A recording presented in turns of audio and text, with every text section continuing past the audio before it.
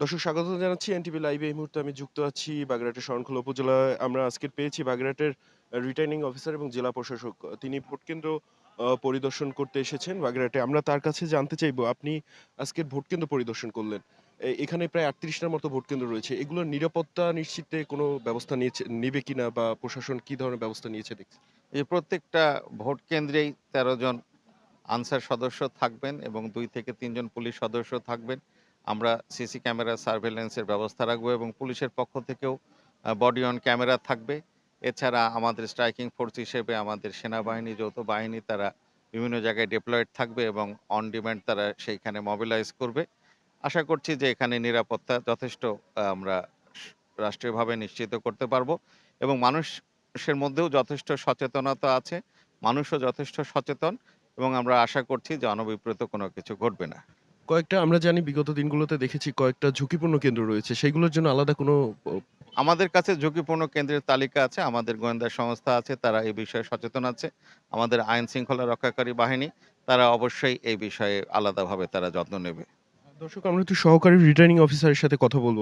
আপনার এই যে ৩৮ টা কেন্দ্র রয়েছে, এখানে ভোটার উপস্থিতি কেমন হতে পারে বলে আশা করছেন? পাশাপাশি গণভোট সম্পর্কে সচেতনতা কেমন দেখছেন মানুষের মধ্যে? গণভোট সম্পর্কে খুব ভালো আমরা হচ্ছে যে প্রচারণা চালিয়ে যাচ্ছি।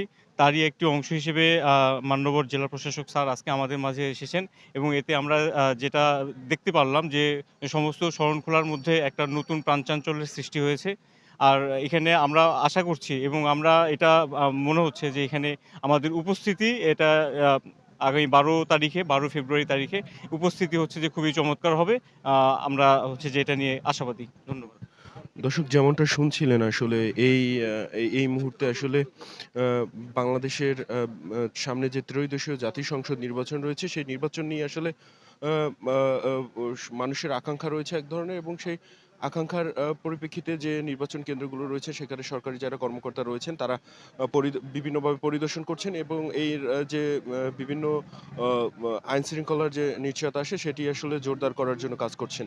দর্শক, আমি আরেকটু জানিয়ে রাখি, শরণখোলা উপজেলায় আসলে ১,৭০,২২৮ জন ভোটার রয়েছেন। এর মধ্যে মহিলা ভোটার রয়েছেন ৫৩,৮৭৭ জন ও পুরুষ ভোটার রয়েছে ৫৩,৩৫১ জন। এই যারা ভোটার রয়েছেন তারা আসলে আগামী ১২ই ফেব্রুয়ারি এই ভোট প্রয়োগ করবেন।